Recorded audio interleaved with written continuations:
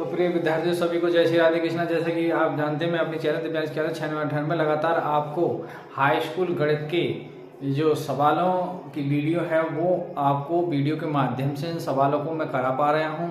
और आप यदि मेरे चैनल पर जाके इस वीडियो को देखते रहेंगे तो आपका जो सिलेबस है वो समय से पूर्ण हो जाएगा और आप बोर्ड परीक्षा में कुछ बेहतर प्रदर्शन कर सकते हैं और आप एक अच्छा स्कोर खड़ा कर सकते हैं अपने सब्जेक्ट में। तो आइए चलते हैं, आज प्रश्नावली 3.2 करेंगे हम हल।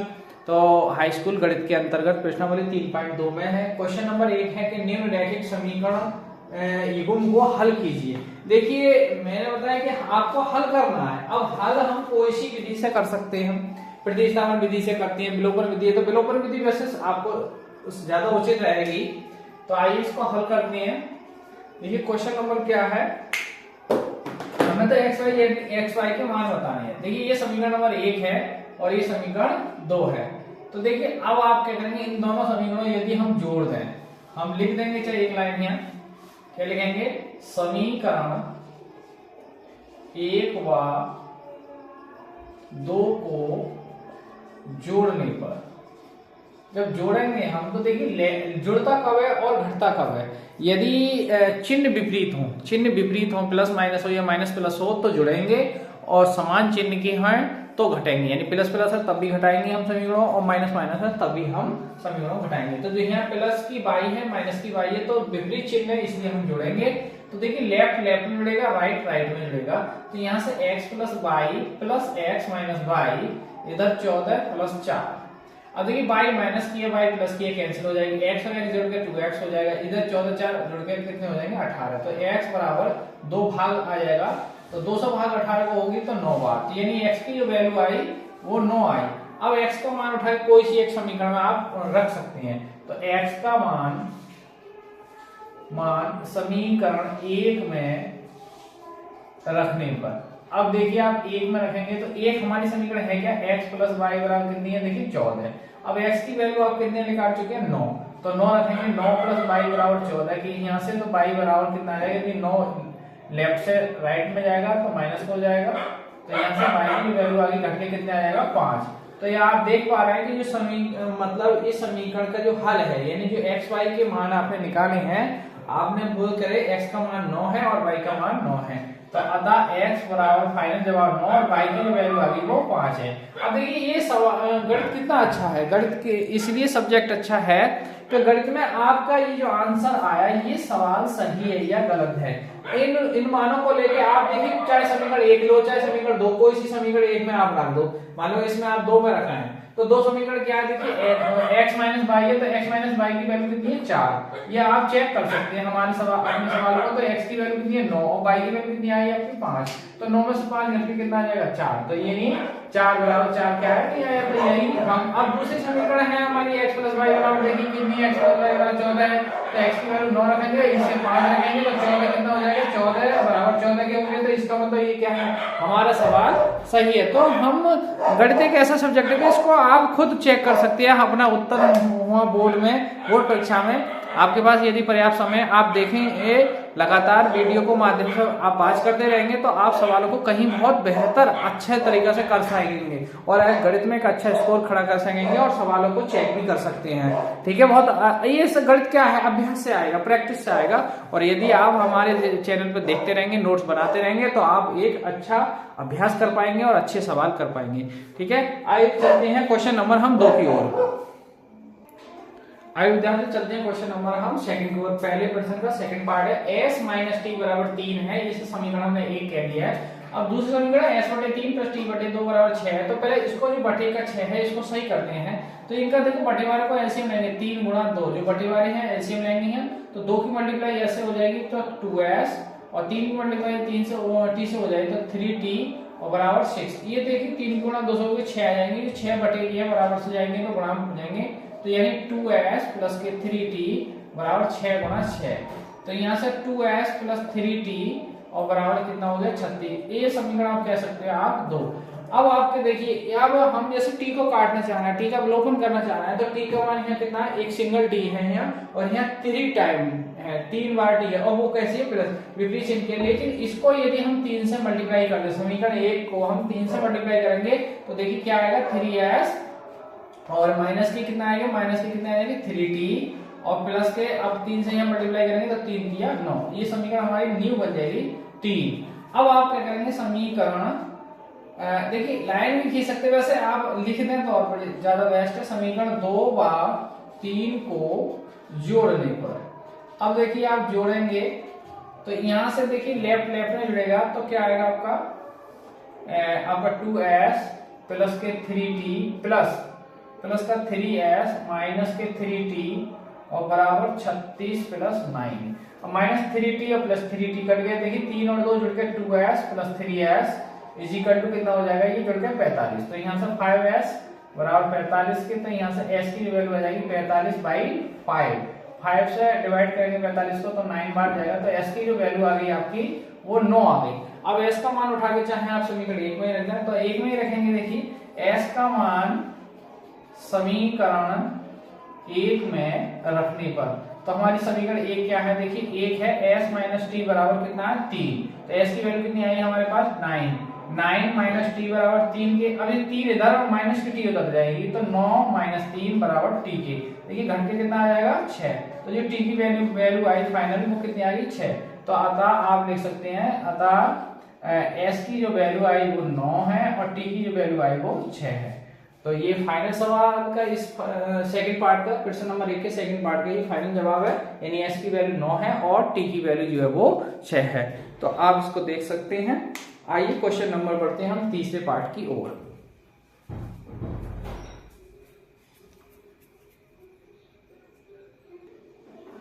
आइए तीसरा पार्ट देखें। देखिए तीसरा पार्ट इस प्रश्नावली का, प्रश्नावली 3.2 के अंतर्गत पहले क्वेश्चन का तीसरा जो पार्ट है ये कैसा है, ये आश्रित संगत है। आश्रित संगत क्या है, ये आप इसमें जो है वो x और y के मान नहीं प्राप्त कर सकते, ठीक है, क्योंकि ये संपाती है, अनंत अनेक हल होंगे इसके।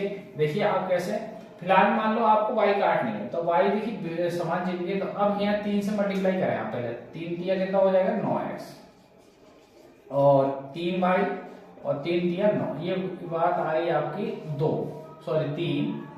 अब आप देखिए इन दोनों को यदि आप घटाते हैं, घटाने पर तो जब घटाएंगे तो चिन्ह जो है वो चेंज हो जाएंगे। यदि ये प्लस है या प्लस माना जाएगा तो ये माइनस हो जाएगी, माइनस है तो प्लस हो जाएगा, और ये आपको माइनस प्लस है तो ये माइनस हो जाएगा।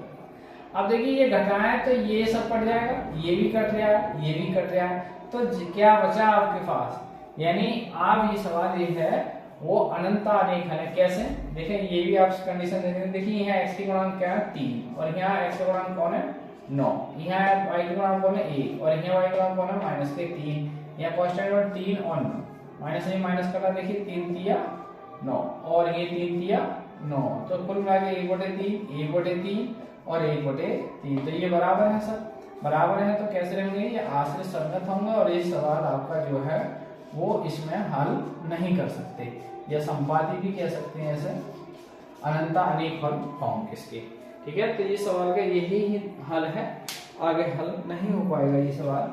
आइए क्वेश्चन नंबर बढ़ते हैं हम 4 की ओर। आइए क्वेश्चन नंबर पहले का चौथा पार्ट है। देखिए ये क्वेश्चन में क्या है, पॉइंट दे रखा है, बच्चों पॉइंट से बड़ा कंफ्यूजन हो जाते हैं। आप पॉइंट को लेके घबराए नहीं, पॉइंट बहुत सिंपल चीज है, ठीक है। आप तो बिल्कुल जैसा सवाल करते हैं हम वैसे ही करें, जैसा मानते हैं, ठीक है। तो जैसे आप देखिए मान लो यहाँ बाई नहीं कटेगी, क्यों नहीं कटेगी, विलुप्त नहीं होगी, क्यों यहाँ 3 है यहाँ 5 है। आप पॉइंट को भूल जाए, पॉइंट नहीं है फिलहाल, ऐसा समझो यहाँ 2 है यहाँ 4 है, तो यदि हम इसको 2 से मल्टीप्लाई कर दे पूरी समीकरण को तो क्या हो जाएगा, देखिए 2 से मल्टीप्लाई करेंगे, 2 से 4 करेंगे तो यहाँ कितना हो जाएगा आपका 2 दूनी 4x और 2 की यहाँ मल्टीप्लाई करेंगे 2 तिया 6y और 13 दूनी एक प्रकार से 26। पॉइंट जहाँ है 5 चलने दिए, आप पॉइंट को लेकर मन ना रखना, और ये पॉइंट 4x, ये फिर है 0.5y और या ऐसे करें। अब ये इसमें तो ये लिखी हुई है, इसे दोबारा कर लिखें, तो अब आप क्या करेंगे समीकरण, अब ये 3 में से समीकरण 2 को घटाने पर, अब देखिए लेफ्ट लेफ्ट में से घटा दो, राइट राइट में से घटा दो, तो 0.4x प्लस 0.6y और माइनस 0.4x 0.5y, इधर 2.6 माइनस 2.3। अब देखिए 0.4x 0.6y माइनस के अंदर 0.4x माइनस 0.5y, यहाँ घट के कितना आएंगे, क्योंकि 6 में से 3 तो 3 आएंगे, 2 में से 2।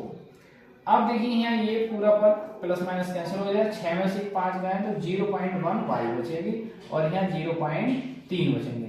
अब ये 0.1 इससे बटे में जाएगा तो y बराबर आ जाएगा 0.3 बटे 0.1, तो पॉइंट से ये पॉइंट कैंसिल हो जाएगा। तो फाइनली वैल्यू आपकी प्राप्त हुई, y का मान वो कितना हो गया 3। अब y का मान उठाकर कोई से एक समीकरण में रख दो, y का मान समीकरण 1 में रख दो। एक क्या है हमारी, तो 0.2x में रखने पर 0.2x प्लस 0.3y बराबर 1.3। अब 0.2x प्लस 0.3 और देखिए y की जगह में क्या वैल्यू पुट करूंगा 3 बराबर 1.3। अब 0.2x प्लस इनकी मल्टीप्लाई करेंगे 0.9 प्लस बराबर 1.3। अब यहां से ये 9 इधर प्लस किया घटाएंगे, 0.2x 1.3 माइनस 0.9। अब देखिए घटाएंगे तो यहाँ 3 में से 9 नहीं जाएंगे, इनसे बाहर लगेंगे तो 13 में से 9 गए तो ये कर देंगे 0, यहाँ आपका 0 बचेगा। 0.2x, अब x की वैल्यू हमें चाहिए तो 0.4 डिवाइडेड बाय 0.2, पॉइंट से ये पॉइंट कटेगा तो 4/2 और 2 से भाग करेंगे तो 2 बार, तो जो x की वैल्यू आ गई आपकी वो देख सकते हैं कि 2 है। ठीक है, y की वैल्यू 3 है और x का मान 2 है। तो ये सवाल जो है पहले प्रश्न का चौथा पार्ट कंप्लीट हो चुका है, आप इसे निहार सकते हैं, देख सकते हैं।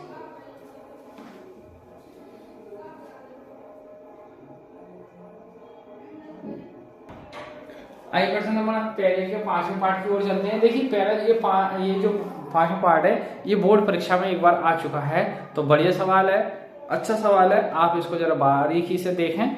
देखिए बहुत सिंपल है सवाल, सिंपल रूट में है, तो रूट से भी पॉइंट से भी बच्चे घबराए, रूट से भी, रूट से नहीं घबराए। देखिए हमें तो अब मान बराबर करना है। मान लो ये y का मान क्या है √3, y है यहाँ √8y है, तो यहाँ मल्टीप्लाई कर इसके अपोजिट से गुणा कर सकते हो आप। जैसे यहाँ √8 से मल्टीप्लाई कर दो और इसको √3 से मल्टीप्लाई कर दो। देखिए अब √8 की यहाँ करेंगे तो √8 की कितना हो जाएगा, देखिए कितना हो जाएगा 16। भाई रूट में रूट की होगी, रूट तो आपने आएगा तो 8 की गुणा कितना हो जाएगा, आप दोनों 16x। देखिए x बाहर है, रूट से बाहर करेंगे इसे और यहाँ करेंगे, देखिए 8 की कितना हो जाएगा ये 24y बराबर क्या होगा ये 0। भाई किसी जीरो से करो 0, ऐसे यहाँ √3 करेंगे तो रूट कितना हो जाएगा 9x और यहाँ करेंगे तो √24y बराबर ये भी 0। ये नई बात आ जाए 3 और ये आपकी 4। अब आप क्या करेंगे जोड़ दें, देखिए जोड़ेंगे ऐसे भी आप जोड़ सकते हैं, तो ये पूरा टर्म प्लस माइनस कैंसिल हो जाएगी। ये जोड़ेंगे तो आपका √16x प्लस √9x और इधर 0 प्लस 0, तो यहाँ से ये 4 ऐसा वर्गमूल है 16 का 4 और ये 3 हो जाएगा, 3x बराबर 0 के, तो 7x बराबर 0 के, तो x की वैल्यू कितनी आ जाएगी 0/7, यानी भाग करेंगे तो 0 आएगा, यानी x की जो वैल्यू आ गई वो क्या आ गई 0। अब x का मान आप कहाँ रखेंगे, समीकरण 1 में रखने पर। अब 1 में रखेंगे, देखिए तो एक क्या है हमारी √2x प्लस √3y और बराबर 0, तो √2x की वैल्यू में क्या रखूंगा 0 प्लस √3y बराबर 0 के, तो यहाँ तो 0 होगी वैल्यू। किसी भी संख्या की यदि 0 से मल्टीप्लाई होगी तो वो संख्या पूरी क्या हो जाएगी 0, क्योंकि उस संख्या की यदि एक बार गुणा होगी तो वो संख्या रहेगी, 2 बार गुणा होगी तो उसका दुगना हो जाएगा वो संख्या का, लेकिन 0 है तो 0 शून्य हो जाएगा। ठीक है, एक बार भी उसमें गुणा नहीं हो पा रही, शून्य बार हो रही है, तो √3y बराबर 0 की यहाँ से y की वैल्यू जो आएगी वो 0/√3 आएगी और y की वैल्यू फाइनल करेंगे तो 0 आएगा। ठीक है, तो यहाँ से x का मान भी 0 और y का मान भी 0। ये बढ़िया सवाल था और एक बार बोर्ड परीक्षा में आ चुका है, तो आप इसको बारीकी से देखें।